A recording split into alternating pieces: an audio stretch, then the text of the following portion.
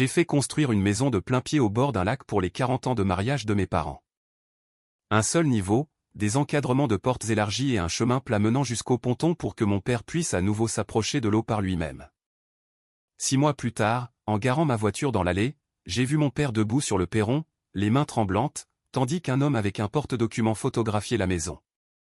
Mon père ne savait pas qui il était ni ce qui se passait dans son propre jardin. Je m'appelle Margot. Je suis comptable. Je passe mes journées avec les chiffres et je remarque les petits détails, ces décimales que les autres ignorent, ces schémas qui ressemblent à des coïncidences jusqu'à ce qu'on les additionne. Je pense être devenu ainsi à cause de l'éducation de mon père. Il m'a appris que les petites choses n'étaient jamais insignifiantes. Il m'a dit un jour, quand j'étais petite, que n'importe qui peut accomplir de grandes choses si on l'y oblige, mais que le plus difficile est de prêter attention aux détails pour lesquels personne ne vous remerciera. Je suis l'aîné. Mon frère, Julien, est plus jeune. Il est parti s'installer à Lyon il y a des années pour son travail et n'est jamais vraiment revenu. Il appelait pour les fêtes, envoyait parfois une carte pour les anniversaires. Nous nous aimions, mais nous ne faisions plus partie de la vie de l'autre. C'est le genre de relation où l'on ignore quel genou fait souffrir l'autre cette semaine. Moi, je le savais. Lui, non. Ce n'est pas de l'amertume, c'est juste la vérité nécessaire pour comprendre la suite. Je dois vous parler de mon père, Thierry. C'est un homme qui n'a jamais demandé d'aide de sa vie. Il préférait lutter seul pendant 1 heure plutôt que d'admettre une faiblesse. Il a travaillé dans le bâtiment pendant 40 ans. Ses mains ont bâti, son dos a porté. Puis son corps a commencé à lâcher, comme le font les corps qui ont tout donné. Ses genoux ont cédé en premier, puis il a eu une alerte cardiaque il y a 2 ans, et son cœur n'a plus jamais été le même. Il ne pouvait plus monter les escaliers de notre vieille maison familiale à Nantes, il ne pouvait plus conduire sur de longues distances. Il ne se plaignait jamais, il devenait juste plus silencieux. Un samedi, alors que je leur rendais visite, j'ai vu mon père saisir sa tasse de café à 2 mains. Pas parce qu'elle était lourde, mais parce que ses mains tremblaient et qu'il essayait de le cacher. Il a vu que j'avais remarqué. Il a détourné le regard. Nous avons tous deux prétendu que je n'avais rien vu. En rentrant chez moi ce soir-là, j'ai commandé une tasse différente, plus large, avec une base lourde et une anse facile à saisir. Je n'ai rien dit en la lui donnant, je l'ai juste posée sur le plan de travail de la cuisine lors de ma visite suivante. Il l'a vue, l'a prise d'une seule main et m'a regardé. Il n'a pas dit merci, il n'en avait pas besoin. Nous avions toujours fonctionné ainsi, il remarquait, je remarquais en retour, sans discours. Ma mère, Céline, est la personne que personne ne voit dans cette histoire avant d'y regarder de plus près. Elle s'occupait de lui en silence depuis des années, les médicaments, les rendez-vous chez le cardiologue, la cuisine, la conduite. Personne ne la remerciait non plus, pas même moi, pour être honnête. Un jour, je suis arrivé et j'ai trouvé ma mère dans la cuisine, les mains sur le comptoir et les yeux fermés. Elle ne pleurait pas, elle se tenait juste là, comme on se tient quand on est à bout de force et qu'on utilise un meuble pour ne pas s'effondrer. Quand elle m'a vu, elle s'est redressée et a dit qu'elle reposait juste son dos. Je savais que c'était faux. C'est ce jour-là que j'ai commencé à penser à la maison. J'économisais depuis des années sans projet précis. Après avoir vu ma mère dans cette cuisine, j'ai su quoi faire. J'ai fait des heures supplémentaires pendant presque 2 ans. Je ne regrette aucune de ces heures, mais je ne prétendrai pas que c'était facile. Il y avait des soirs où j'étais assise à ma table avec mes tableurs ouverts, les chiffres devenant flous sous la fatigue, avec la seule envie de dormir. Je continuais parce que chaque euro mis de côté était une porte que mon père pourrait franchir un jour sans aide. J'ai trouvé un terrain en Bretagne, au bord d'un lac tranquille, dans un village où la nuit on n'entendait que l'eau. J'ai acheté le terrain, engagé un maître d'œuvre et je lui ai dit exactement ce qu'il me fallait. J'ai insisté pour que les encadrements de porte soient plus larges que la norme, assez pour un fauteuil roulant au cas où. En prononçant le mot fauteuil roulant à voix haute, ma voix s'est brisée. Je ne sais pas pourquoi, peut-être parce que le dire rendait la chose réelle. L'entrepreneur n'a rien dit, il a juste noté. J'ai continué, aucune marche, nulle part, ni à l'entrée, ni entre les pièces. La salle de bain devait avoir des barres de maintien et un banc dans la douche. Je voulais un sol souple, antidérapant. Les plans de travail de la cuisine devaient être à une hauteur permettant à ma mère de cuisiner sans se courber. Le chemin vers le ponton devait être lisse, plat et avec une pente assez douce pour qu'il puisse y marcher seul. C'était la partie la plus importante pour moi, le ponton. Mon père avait passé sa jeunesse sur l'eau, son propre père était pêcheur. Thierry avait grandi sur les quais, mais il n'avait pas pu s'en approcher depuis des années car tous les endroits que nous connaissions avaient des escaliers ou des rives rocheuses. Je voulais qu'il puisse marcher sur un ponton à nouveau, seul, sans que personne ne le tienne par le coude. Il y a un souvenir qui me revient sans cesse, quand j'étais enfant, mon père m'avait emmené sur une barque et m'avait aidé à tenir une canne à pêche pour la première fois. J'avais attrapé un petit gardon. Je me souviens de ma peur de mal faire. Mon père n'avait pas pris la canne pour remouliner à ma place, il s'était assis près de moi et avait dit « Tu peux le faire, regarde, tu es en train de le faire ». Je pense que chaque choix que j'ai fait pour cette maison venait de cette phrase. Je voulais que mon père ressente ce que j'avais ressenti ce jour-là, l'impression que la personne à côté de lui croyait qu'il était encore capable. La maison a été finie au début du printemps. Je n'avais rien dit à mes parents, je voulais que ce soit une surprise pour leur anniversaire de mariage. Je les ai conduits au lac un samedi, ils pensaient que nous allions au restaurant. En arrivant dans l'allée, mon père a regardé la maison puis il m'a regardé. Il n'a rien dit. Il est sorti de la voiture, a marché jusqu'à la porte d'entrée et l'a poussée. Il est entré, a observé les larges couloirs, les sols lisses, la cuisine adaptée et la salle de bain sécurisée. Il s'est retourné au milieu du salon, les yeux embués, mais ne dit toujours rien. Il est sorti par la porte arrière, a traversé la terrasse et a descendu le chemin vers le ponton. Lentement, d'un pas assuré, seul. Il est arrivé au bout et est resté là à contempler l'eau un long moment. Je suis resté en retrait sur la terrasse, c'était son moment, pas le mien. Ma mère est sortie et a posé sa main sur mon bras en disant « Tu as bâti cela pour lui ». J'ai répondu que je l'avais bâti pour eux deux. Il est remonté par le chemin, m'a pris la main et l'a serrée. Les mots ne sortaient pas, mais ce n'était pas nécessaire. Ils ont emménagé 2 semaines plus tard. Les 6 mois suivants ont été d'une sérénité que je n'avais pas vue depuis des années. Mon père buvait son café sur la terrasse chaque matin dans sa grande tasse, marchait vers le ponton presque tous les jours, allant parfois jusqu'au bout, parfois seulement à moitié, mais il marchait. Il décidait. Il était un homme qui avait un but chaque matin. Ma mère a recommencé à sourire, de ces petits sourires qu'on a quand on est plus épuisé. Elle a planté des herbes aromatiques près de la fenêtre de la cuisine et s'asseyait avec mon père le soir pour regarder la lumière changer sur l'eau. La lumière du perron s'allumait chaque soir au coucher du soleil, mon père l'avait installée lui-même, lentement, au cours d'un après-midi. C'était la première chose qu'il construisait depuis des années. 6 mois de calme avant que tout ne bascule. J'étais en ville un samedi pour faire des courses quand mon père m'a appelé. Sa voix était étrange. Il a dit « Margot, ton frère est là ». J'ai demandé « Comment ça, là ?» Il a répondu « À la maison, il vient d'arriver avec une valise ». J'ai foncé au lac. Une voiture de location était garée à côté du vieux pick-up de mon père. Sur le perron, la porte était ouverte. J'entendais la voix de mon frère à l'intérieur, amicale, enjouée, cette voix qu'il utilise quand il veut quelque chose mais n'a pas encore osé le demander. Je suis entré. Julien était dans le salon, sa valise à ses pieds. Il a dit « Salut Frangine, je suis rentré ». J'ai regardé mon père dans son fauteuil derrière lui, j'ai regardé les portes larges, le sol plat, la tasse sur le comptoir et tout ce que j'avais bâti pour l'homme que j'aimais le plus au monde.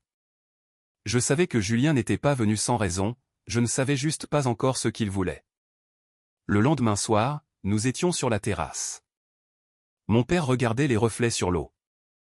Julien, un verre de thé glacé à la main, a dit presque pour lui-même « Papa, tu vas vraiment jusqu'au ponton tout seul le matin ?» Mon père a dit oui. Julien a ajouté « Est-ce bien prudent ?» Il l'a dit sur le ton dont on use pour demander si un enfant peut traverser une rue passante seul. Mon père n'a pas répondu, il a juste fixé l'eau. Le lendemain matin, mon père n'est pas allé au ponton. Il est resté assis sur la terrasse avec son café, regardant vers l'eau sans se lever. Le jour suivant, c'était la même chose. J'ai regardé mon père abandonner la seule liberté qu'il avait reconquise ces 6 derniers mois à cause d'une seule petite question insidieuse. Quelques jours plus tard, mon père a tenté de retourner au ponton. Julien l'a vu mettre ses chaussures et a dit chaleureusement « Laisse-moi t'accompagner ». Mon père ne savait pas dire non. Julien lui a tenu le coude tout le long du trajet. Arrivé au banc, mon père ne marchait plus par lui-même, il était escorté. Il s'est assis et son visage avait changé, c'était le visage d'un homme dont le ponton ne lui appartenait plus. Il n'y est plus jamais retourné seul tant que Julien était dans la maison. J'ai commencé à surveiller mon frère de plus près. C'est un détail qui m'a alerté, un après-midi, son ordinateur était ouvert sur la table de la cuisine alors qu'il passait un appel dehors. Je n'ai pas cherché à espionner, mais l'écran affichait ses emails. Le message en haut de la liste avait pour objet dernier avis en lettres rouges. J'ai pu lire une ligne, solde débiteur impayé. J'ai refermé l'ordinateur sans rien dire, mais j'avais compris. Julien n'était pas rentré par nostalgie, il était rentré parce qu'il était aux abois. J'ai alors analysé ses paroles comme j'analyse les chiffres au bureau. Les mêmes phrases revenaient, est-ce sécurisé? Est-ce responsable? Est-ce que vous vous sentez écouté? Ce n'étaient pas des questions anodines, c'était un schéma. Il ne discutait pas, il préparait le terrain. Une fois que j'ai vu le motif, je ne pouvais plus l'ignorer. La 3e semaine, Julien a apporté un dossier à table, entre le pain et le sel. Il a dit qu'il avait fait des recherches, juste par curiosité, sur des résidences seniors très confortables près de chez lui. Il a mentionné les coûts. Mon père a pris le dossier, l'a regardé 2 secondes, puis s'est levé lentement pour aller le ranger dans le tiroir de la cuisine où ma mère gardait les prospectus de pizza. Sa main tremblait en fermant le tiroir. Personne d'autre n'a semblé le voir, mais moi j'avais observé ses mains toute ma vie. Le reste du repas s'est déroulé en silence. Mais le dossier n'était pas tout.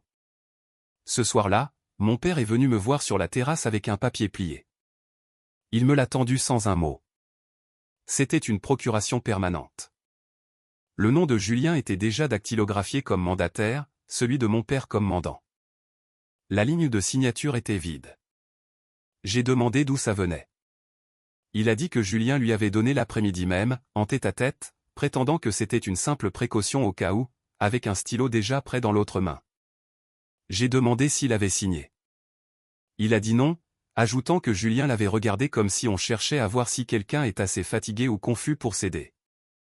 Mon père était sorti de la pièce et avait gardé le papier dans sa poche pendant des heures, sans savoir quoi en faire.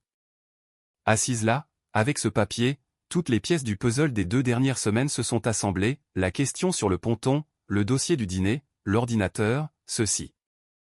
Ce n'était pas de l'inquiétude, c'était une stratégie. J'ai dit à mon père qu'il avait bien fait. Il m'a regardé avec une tristesse infinie et a dit, « Margot, mon propre fils a essayé de me faire signer ça en me regardant comme si j'étais déjà mort. » J'ai répondu, « Je sais, papa. » Le lendemain matin, un inconnu est arrivé dans le jardin. Je préparais le café quand j'ai entendu la voix de mon père depuis la terrasse demander s'il pouvait aider ce monsieur. L'homme avait un appareil photo et un porte-documents, il prenait des photos de la maison, de la façade, du ponton. Mon père s'est approché et a demandé ce qu'il faisait là. L'homme a souri en disant qu'il venait pour l'estimation immobilière. Mon père a demandé quelle estimation. Je suis sorti. Mon père m'a regardé comme un homme qui découvre qu'une trahison se trame chez lui et qu'il est le dernier au courant. J'ai demandé à l'homme qui l'avait engagé, c'était Julien, 2 jours plus tôt, sans nous en parler. J'ai renvoyé l'expert. Je suis entré dans la cuisine où Julien se trouvait. J'ai demandé pourquoi un homme prenait des photos de la maison de papa. Il a répondu que nous devions connaître la valeur du bien, que c'était responsable. J'ai rétorqué qu'on ne demande pas d'estimation à moins de vouloir vendre. Il a nié, puis a dit, « Mais regarde autour de toi, cet endroit est trop grand pour 2 personnes âgées, le ponton est dangereux, il serait plus raisonnable de trouver quelque chose de plus petit, plus près de la famille, plus près de lui. » Il voulait dire plus près de son besoin d'argent. J'ai dit, cette maison est le seul endroit où papa peut franchir des portes sans aide, le seul endroit où il peut se doucher sans peur et marcher jusqu'à l'eau par ses propres moyens. Tu ignores tout ça parce que tu n'étais pas là quand je la construisais. Il est resté silencieux un instant, puis son vrai visage est apparu. Il a dit, tu sais de quoi il s'agit vraiment? Tu as passé 2 ans à faire en sorte d'être la seule personne qui compte dans cette famille. Tu as bâti cette maison et tu décides qui marche où. Je suis leur fils aussi. Où est mon nom? Il n'est pas sur l'acte de propriété, ni sur les comptes, nulle part. J'ai répondu, ton nom n'est nulle part parce que tu n'étais pas là. Quand je pleurais dans le bureau de l'architecte à cause du mot fauteuil roulant, tu n'étais pas au bout du fil. Quand je voyais maman s'effondrer de fatigue contre le comptoir, tu étais dans une autre région. On ne s'absente pas 10 ans pour revenir 3 semaines et exiger un nom sur un acte de propriété. Il a dit que j'avais besoin d'aide, sa voix a tremblé, mais je n'ai pas fléchi.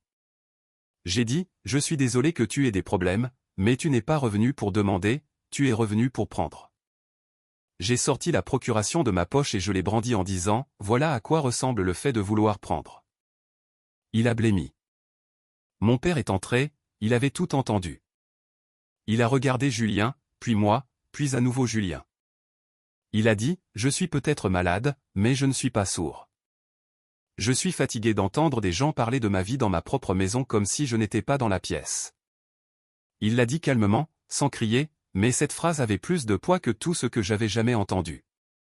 Julien a voulu répliquer, puis s'est arrêté. Il a posé son verre si fort que l'eau a débordé. Il est passé devant moi, a pris sa valise et s'est dirigé vers la porte. Il s'est arrêté, m'a regardé, et le frère prévenant avait disparu. Il a dit, ce n'est pas fini. Il est sorti. La lumière du perron était allumée. Mon père est resté dans la cuisine, une main sur le comptoir pour l'équilibre. Ma mère était derrière lui, la main sur la bouche. Personne n'a bougé pendant longtemps. Julien est parti, mais les dégâts sont restés. Mon père n'est pas allé au ponton le lendemain, ni le jour suivant. Il restait sur la terrasse avec sa tasse, fixant l'eau comme si elle appartenait à quelqu'un d'autre maintenant. Je venais chaque matin, je préparais le petit déjeuner, je restais avec ma mère et je regardais mon père renoncer. Je ne le poussais pas. Le but de cette maison était qu'il puisse décider. Si je commençais à lui ordonner de marcher, je donnerais raison à Julien. Le 4e matin, mon père m'a posé la question que je redoutais, « Margot, suis-je un projet pour toi? Est-ce que tu t'occupes de moi ou est-ce que tu me gères ?» Il ne l'a pas dit méchamment, mais avec la peur de la réponse. Je me suis assise en face de lui et j'ai dit, « Papa, j'ai construit cette maison avec des portes larges parce que je voulais que tu les franchisses seul. J'ai fait ce chemin parce que je voulais que tu ailles à l'eau seul. Si je voulais te gérer, j'aurais mis des barrières partout, j'aurais installé un fauteuil sur le ponton pour que tu n'aies jamais à rester debout, j'aurais engagé une infirmière. Je n'ai rien fait de tout cela parce que je ne cherchais pas à prendre soin de toi, je cherchais à créer un endroit où tu pourrais encore prendre soin de toi-même. » Son visage s'est adouci, il m'a cru. Il est resté un moment avec son café, puis s'est levé, est allé mettre ses chaussures et est passé devant la cuisine sans dire où il allait. Je ne lui ai pas demandé. Je l'ai suivi sur le perron mais je me suis arrêté à la porte. Il a continué, a descendu le chemin, lentement, prudemment. Je l'ai regardé, immobile. Ce n'était pas mon chemin à parcourir. Il est arrivé au bout du ponton et s'est assis sur le banc. Ses mains tremblaient un peu, mais il tenait sa tasse d'une main, la même tasse large. Il a bu une gorgée et a tourné son visage vers le soleil. Je l'ai regardé et mes yeux se sont remplis de larmes, mais je n'ai pas pleuré, pas encore. Ce moment était le sien. Ma mère m'a rejointe, posant sa main sur mon bras. Elle a dit, « Ton père est allé au ponton aujourd'hui. » J'ai dit « Je sais. » Elle a ajouté, « Grâce à toi. » J'ai répondu, « Non maman, grâce à lui. J'ai juste fait la porte assez large. » Elle a souri, son premier vrai sourire depuis l'arrivée de Julien. Les jours suivants ont été paisibles. Mon père retournait au ponton chaque matin, il n'avait besoin de personne pour le surveiller, il avait juste besoin d'être celui qui décide. Julien m'a appelé 3 semaines plus tard. Il n'a pas dit grand-chose, puis a demandé comment allait papa. J'ai dit qu'il retournait au ponton. Il y a eu un silence, puis il a dit, « Bien. » Juste bien. Il y avait quelque chose dans sa voix, pas tout à fait des excuses, mais un début de prise de conscience. Il a admis qu'il n'aurait pas dû appeler l'expert immobilier. Je n'ai pas cherché à le rassurer. Avant de raccrocher, il a demandé de passer le bonjour à papa. J'ai dit d'accord, sans promettre de le faire. Ce soir-là, chez moi, j'ai enfin relâché la pression. Je me suis assise avec un thé et j'ai pensé à mon père au bout du ponton, à ma mère sur la terrasse, et j'ai pleuré pendant 10 minutes. Ce n'étaient pas des sanglots bruyants, mais ces larmes qui viennent quand on a porté un fardeau trop longtemps et qu'on peut enfin le poser. Le lendemain, je suis allé faire des courses pour eux, j'ai pris le fromage que maman aime, le pain que papa préfère, et je suis allé au lac sans prévenir. C'est ainsi que nous avons toujours fonctionné. Quelques jours plus tard, mon père m'a tendu une note. Son écriture était plus hésitante qu'avant, les lettres tremblaient. Le mot disait « Tu ne m'as pas contrôlé, tu m'as vu ». Je l'ai lu 3 fois avant de le ranger dans mon portefeuille. Il y est toujours. La lumière du perron s'est remise à briller chaque soir. Un mois plus tard, un notaire de la ville m'a appelé. Il connaissait bien mon père. Il m'a dit que papa était venu le voir pour rédiger un Nouveau Testament et qu'il avait besoin d'un chauffeur pour venir signer les papiers.